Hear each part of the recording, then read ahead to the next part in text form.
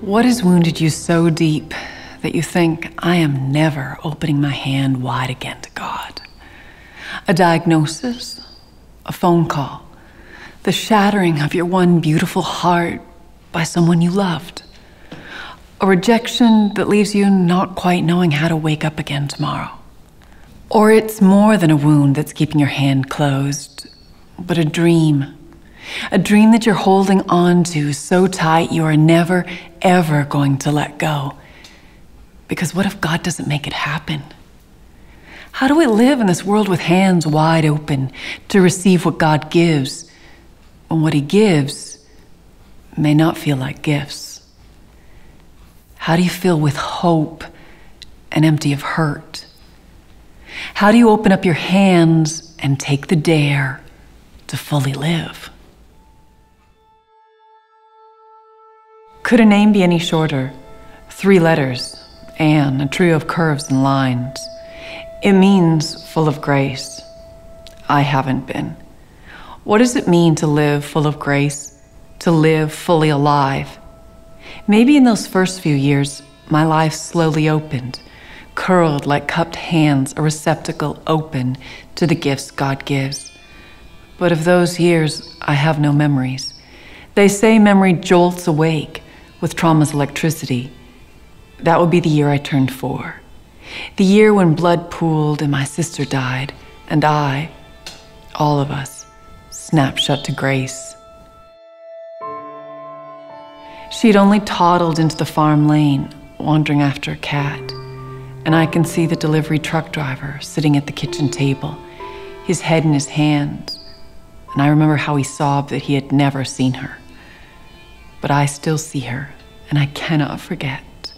Her body, fragile and small, crushed by a truck's load in our farmyard, blood soaking into the thirsty, track-beaten earth. That's the moment the cosmos shifted, shattering any cupping of hands. I can still hear my mother's witnessing scream and see my father's eyes shot white through. They lay her gravestone flat into the earth, a black granite slab engraved with no dates, only the 5 letters of her name, Amy. It means loved one. How she was. We had loved her, and with the laying of her gravestone, the closing up of her deathbed, so closed our lives, closed to any notion of grace. Really, when you bury a child, or when you just get up every day and live life raw, you murmur the question soundlessly. No one even hears. Can there be a good God? A God who graces with good gifts when a crib lies empty through long nights and bugs burrow through coffins? Where is God really?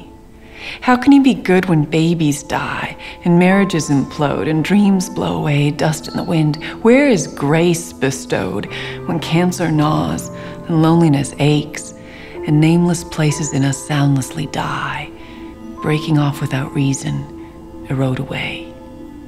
Where hides this joy of the Lord, this God who fills the earth with good things? And how do I fully live when life is full of hurt?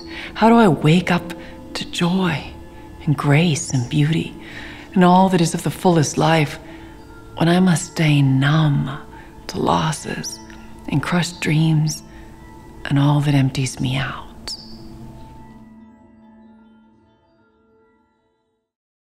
I open a Bible and His plan, startling, lie there barefaced.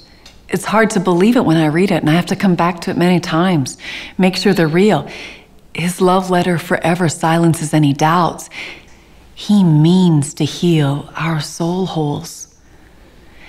And yet, since we took a bite out of the fruit and tore into our own souls, that drain hole where joy seeps away, God's had this wild, secretive plan. He means to fill us with glory again, with glory and grace. Grace, it means favor. From the Latin, gratia. It connotes a free readiness, a free and ready favor. That's grace.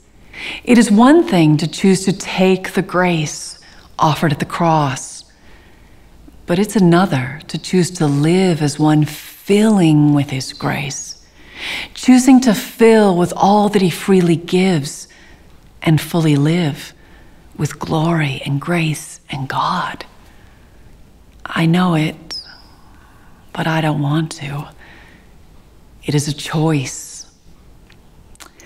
Living with losses, I may choose to still say yes. Choose to say yes to what He freely gives.